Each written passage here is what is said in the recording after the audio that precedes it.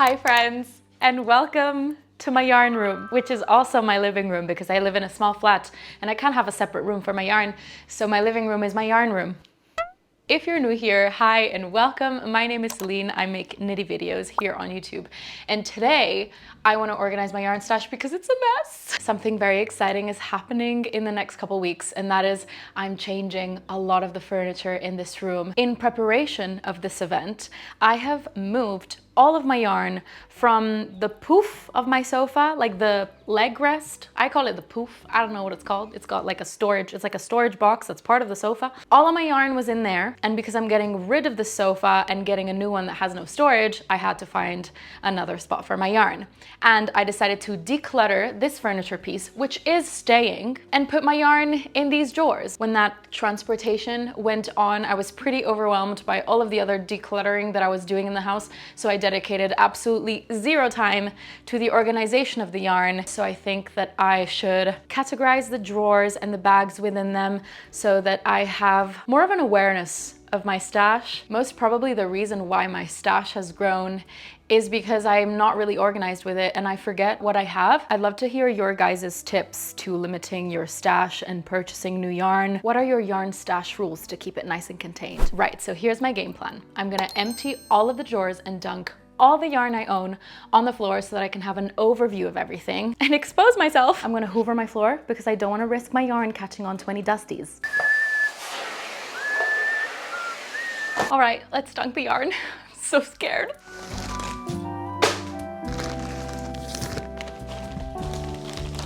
Oh, goodness. I've changed my mind. I'm not doing this. This is total exposure therapy. How will I ever justify buying more yarn now that I've seen this on my floor?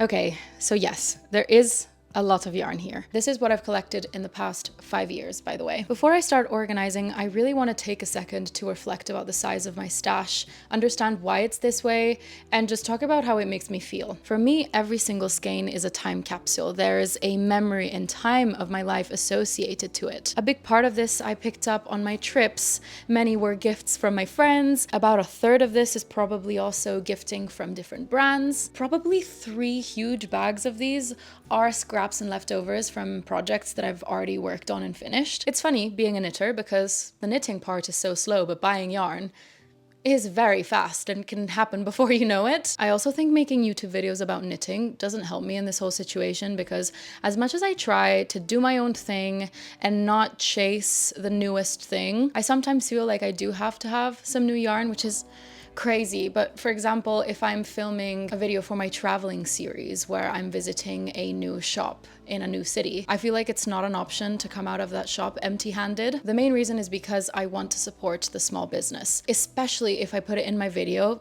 Like, the least I can do is say thank you by purchasing something from them. But as a creator, knitting has very surprisingly become a little side job for me. So then I'm thinking I need a little bit more yarn than the average person to support that system. Either way, I really want to be more mindful because I do not want to grow my stash. There's no need. So while filming this video should be a fun day for me because, let's be honest, who doesn't love looking at a lot of yarn? I will also take this as accountability for me to slow down. Thinking about my future yarn purchases, what should I allow myself? I'm okay to buy yarn during yarn festivals. Within that though, I shouldn't buy yarn for more than 2 projects. If I go on a trip and I visit a local yarn shop there, I really should only get 1 souvenir skein of hand-dyed yarn perhaps. While I'm just living my life here in London, I should not buy any yarn. Maybe only if I need something to finish a project that I can't finish otherwise, or maybe if I need new yarn to design a project. It's super easy to just sit and scroll through social media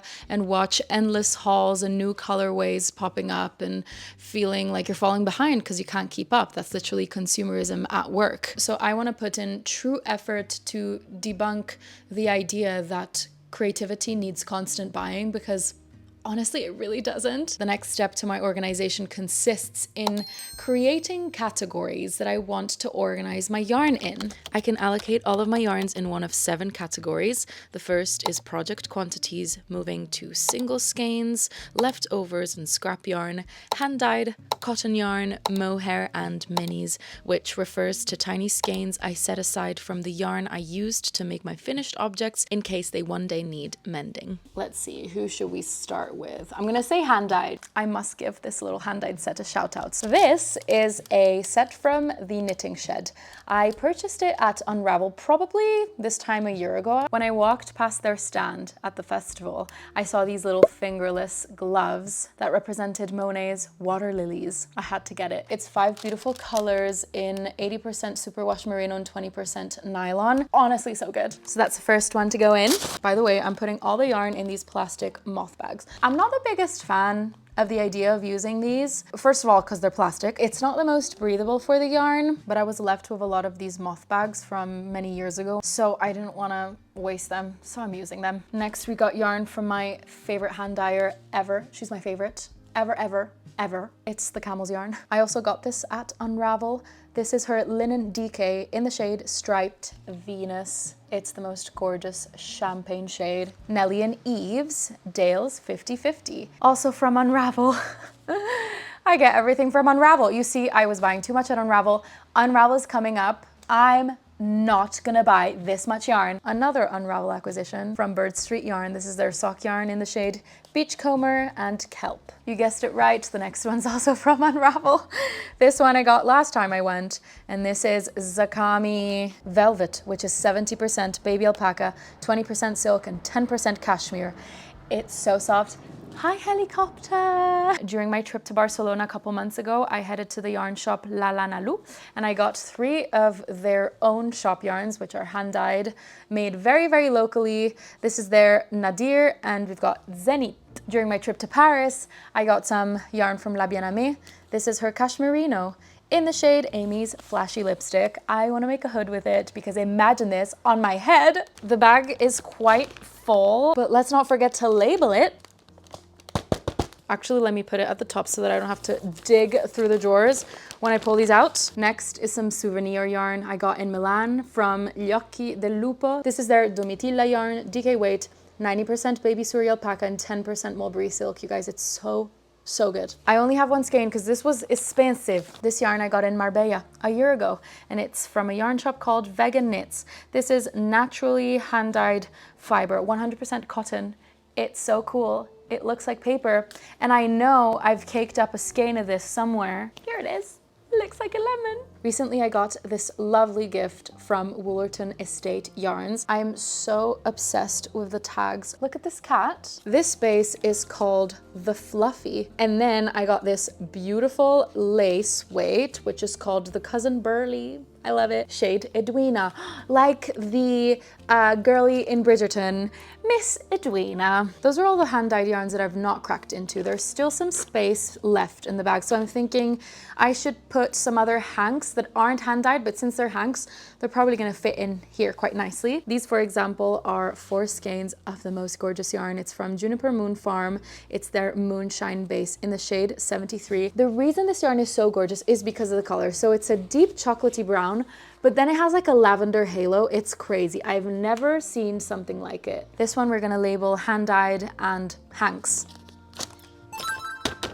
Next on the list is mohair, plus any lace weights that look like mohair.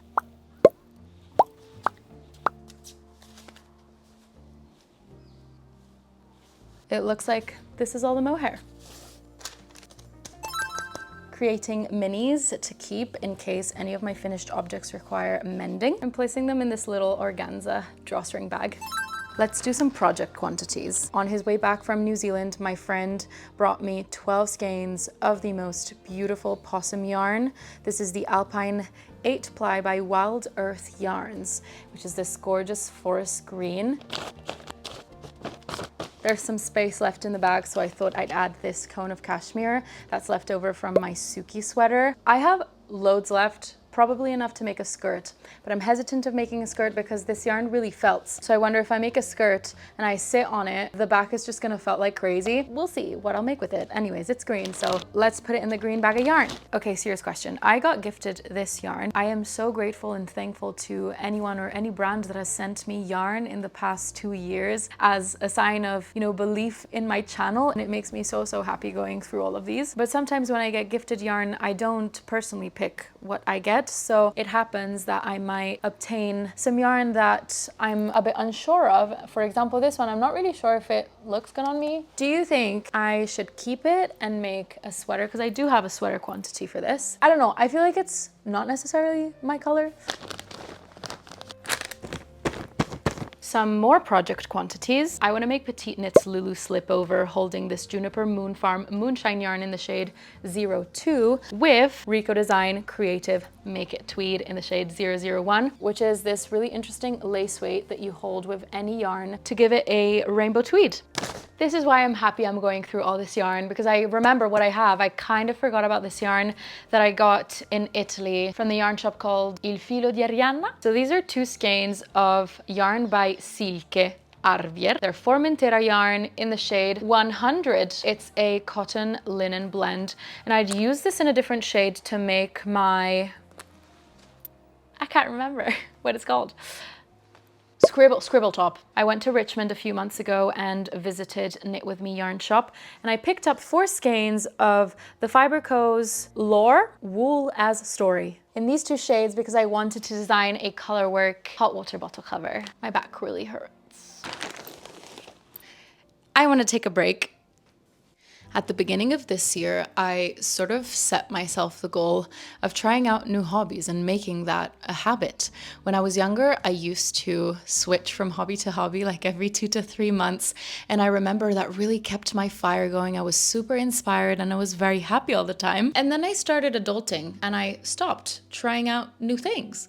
But this year, I must say, I have been quite good at trying out new crafts that aren't just knitting. I do have a secret for being so consistent, and it's only thanks to the boxes that I received from this month's craft. I have one in front of me, which means we're gonna get crafty. Every month, I get a new box with a new surprise hobby to try out, and it contains all of the tools that I need for it, so I can just sit down and craft without having to research for hours on end on what I need to start out, and I don't have to collect all sorts of tools from different places on the internet. So I get this complete craft kit delivered to my door, which makes it so easy. Some of the crafts I've tried so far are pottery, embroidery, string art, woodworking, and I think it's time to get into soap making. You heard that right, guys. We're making soap. So let's see what we've got in the box. It smells stunning. First things first, instruction booklet, a soap mold, paper cups, wooden spoons, some essential oils, wormwood, rose, tea tree, and osmanthus, butter soap base, clear soap base. They look like crystals. For natural pigments, we've got yellow, green, blue, and red. And lastly, some lovely dried flowers. Lavender. I'm not sure what these are. I'm gonna say they're the same thing as this osmanthus. Also these roses. Let's get soaping.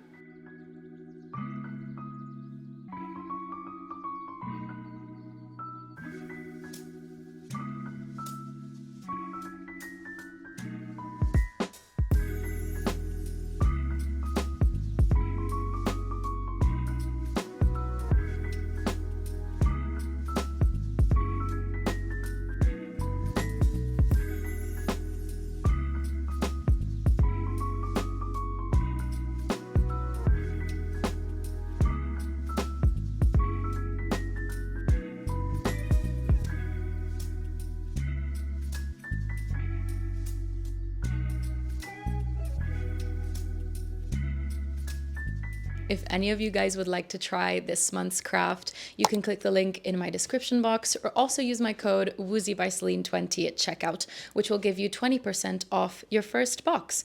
If you go for it, please let me know what craft you end up with first, because I'm super curious. And now that we're smelling all gorgeous, it's time to head back to my responsibilities.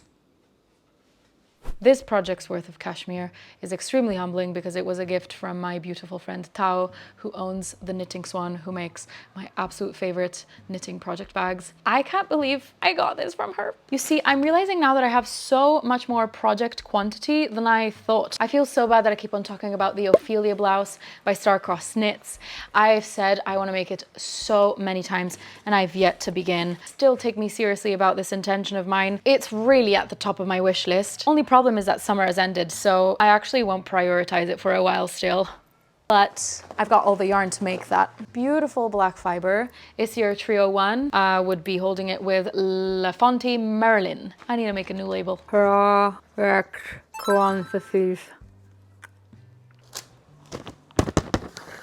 In the drawer you go.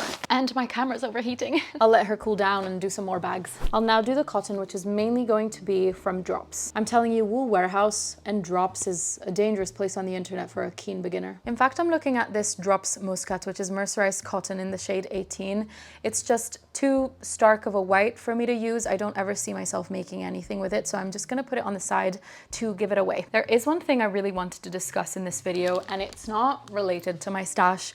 It's just related to YouTube and knitting podcasts. There is a good number of creators out there who are really diluting the frequency of their podcasts. I even happened to watch a video by The Hairy Knit discussing whether or not the knitting podcast era is over. When I saw it, I was like, huh, I was just thinking that, not necessarily looking at other creators' platforms and more about myself struggling to keep up with knitting podcasts, with making them, which is why I've ultimately been focusing more on vlogs. My knitting this year has slowed down dramatically, and the main reason is that I have 3 jobs and I physically can't knit that much anymore, which is also a problem because I can't even exercise, and I've not been exercising for like a year and a half. But anyways, so that's the main reason why I've personally slowed down with the knitting podcast, because it just requires so much preparation.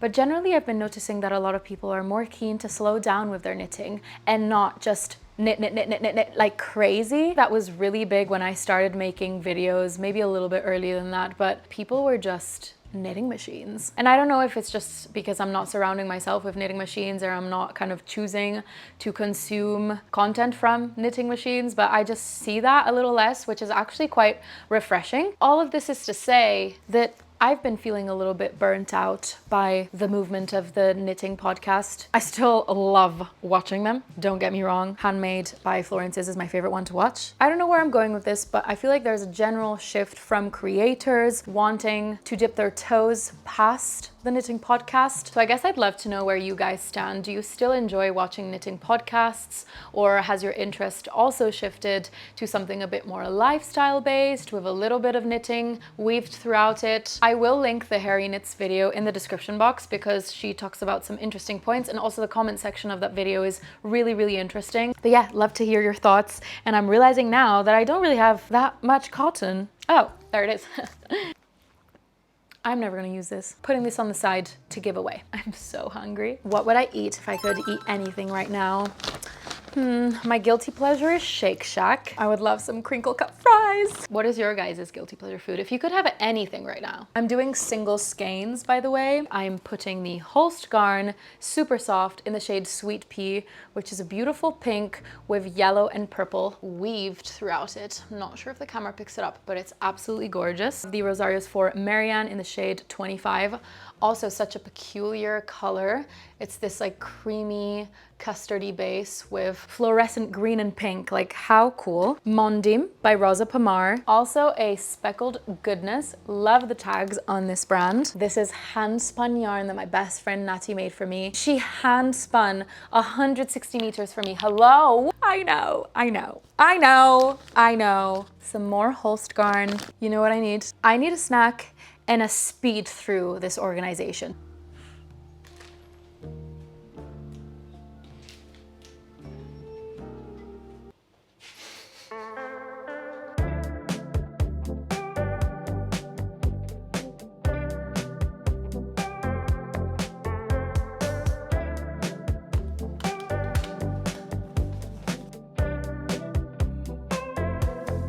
Perfect bodies in the shallow blue, drifting faster